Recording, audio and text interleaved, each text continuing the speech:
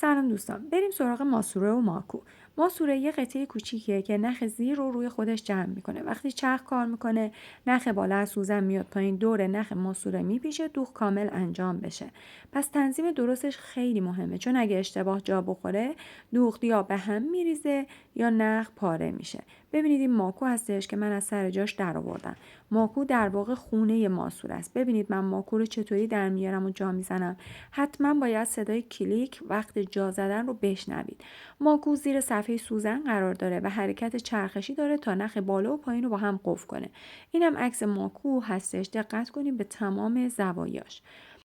حالا بریم سراغ ماسوره چرخ ژانویه 815. این ماسوره داخل ماکو جوری قرار داده میشه که وقتی که نخ رو میکشیم باید در جهت حرکت عقربه‌های ساعت ماسوره بچرخه. در حالت نرمال هم به این شکل به صورت یویو باید باشه، وگرنه تو دوغ به مشکل پارگی نخ برخورد میکنیم. یعنی اگه ماکو رو به سمت خودتون بگیرید باید نخ از سمت راست به چپ بیرون بیاد. وقتی مطمئن شدید ماسوره درست سر جاش قرار گرفته، ماکو رو سر جای خودش زیر چرخ قرار میدید. حالا ببینید چطور تمام قسمت‌های جایگاه ماکو رو باید سر جاش قرار بدید. گاهی اوقات گیر کردن یه تیکه نخ داخل این شیارها باعث ریزش نخ یا پارگی نخ میشه.